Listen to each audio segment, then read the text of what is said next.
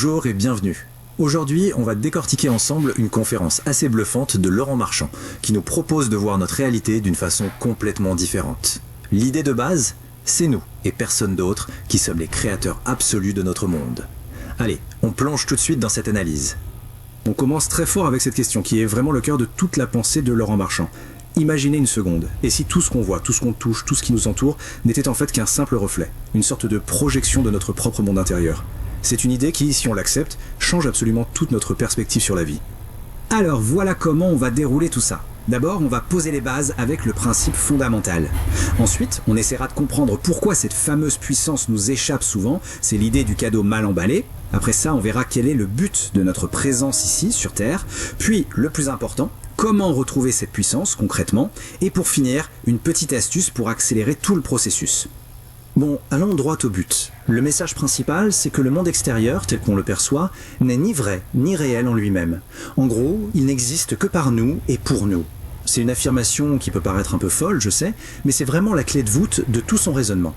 Et ce qui est vraiment fascinant ici, c'est cette idée que chacun d'entre nous possède une sorte de superpuissance intérieure, et ce depuis la naissance. C'est elle qui tire les ficelles, qui décide de tout ce qu'on expérimente, que ce soit de manière consciente ou, la plupart du temps, inconsciente. Le véritable défi, le vrai jeu, c'est de passer d'une création subie et inconsciente à une création choisie et consciente, pour enfin matérialiser la vie qu'on désire vraiment. Alors, là, logiquement, on se pose la question, si on est si puissant que ça, pourquoi est-ce qu'il y a tant de gens qui sont insatisfaits de leur vie ? C'est là qu'intervient l'image du cadeau mal emballé. On a ce pouvoir immense en nous, mais il est comme caché, voilé par des filtres qui nous empêchent de le voir, et donc de l'utiliser. Et voici les coupables, ce que Laurent Marchand appelle avec humour les deux abrutis. Dès qu'on naît, on développe d'abord l'ego, ce sentiment d'être moi, cette identité. Le problème, c'est qu'il passe son temps à tout juger. Ça c'est bien, ça c'est mal. Et juste après arrive le mental. Lui, c'est comme une énorme bibliothèque de tout ce qu'on a déjà vécu. Son souci, il ne peut créer qu'à partir de ce qu'il connaît déjà. Il nous enferme donc dans la répétition, dans la peur de l'inconnu. À eux deux, il crée un filtre qui nous fait voir le monde en noir et blanc alors qu'il est infiniment plus coloré. Cette citation, elle est juste parfaite pour illustrer ça. En fait, nos croyances, qui sont façonnées par notre ego et notre mental, déterminent littéralement ce qu'on est capable de percevoir. Si au fond de soi, on ne croit pas qu'une chose est possible, eh bien on ne la verra jamais se manifester dans notre monde. C'est aussi simple que ça. Notre réalité, c'est juste la confirmation permanente de nos propres croyances, surtout les plus limitantes. Allez, on prend un peu de hauteur. Pourquoi est-on ici, finalement ? Marchand insiste bien là-dessus, ce n'est pas une question mystique ou religieuse. Pour lui, c'est un principe quasi scientifique basé sur la structure même de l'univers. En fait, tout part de l'information. C'est la source de tout notre essence pure, ce que nous sommes vraiment au plus profond. Cette information, elle se met ensuite à vibrer. Elle devient énergie. Et pour finir, cette énergie se densifie, se ralentit pour devenir matière, c'est-à-dire notre corps et tout le monde physique qu'on perçoit. On est donc à la base de l'information pure qu'a pris un corps pour venir faire une expérience.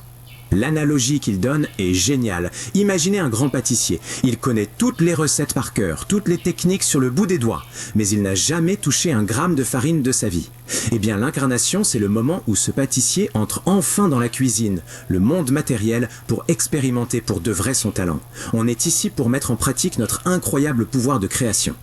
D'accord, la théorie c'est fascinant, mais on est d'accord, la question c'est concrètement, on fait comment ? Comment on fait pour court-circuiter cet ego et ce mental et se reconnecter à notre source, à cette information pure ? Eh bien il y a une méthode très très concrète pour y arriver. Voilà l'exercice qui est d'une simplicité déconcertante. D'abord, on met son attention dans le bas du corps, dans le bassin, pour y faire descendre l'énergie qui est souvent bloquée dans la tête. Ensuite, on expire profondément, comme un gros soupir de soulagement. Pfiou ! Juste ça, ça calme le mental et l'ego. On arrive alors dans un état de calme, de paix intérieure. Ça, c'est l'état d'information. Et c'est depuis cet espace de tranquillité qu'on peut formuler une demande. Attention, pas en disant « je veux avoir », mais « je demande à faire l'expérience de ». Et ça, c'est vraiment le point crucial. Toute la subtilité est là. La demande, ce n'est pas pour obtenir quelque chose qui vient de l'extérieur. Non, c'est de demander à ressentir, à expérimenter à l'intérieur de soi sa propre richesse, son propre amour, sa propre joie. C'est en faisant cette expérience intérieure que le monde extérieur, comme par magie, se réorganise pour refléter cet état. La cause est toujours à l'intérieur. Pour finir, voyons comment on peut non seulement intégrer tout ça, mais aussi, disons, accélérer un peu les résultats dans notre vie. Il y a une astuce toute simple, mais super puissante, et elle repose sur le partage. Le conseil, c'est celui-ci. Chaque jour, il suffit de se poser la question « Tiens, comment je pourrais expliquer ces idées-là à quelqu'un ?»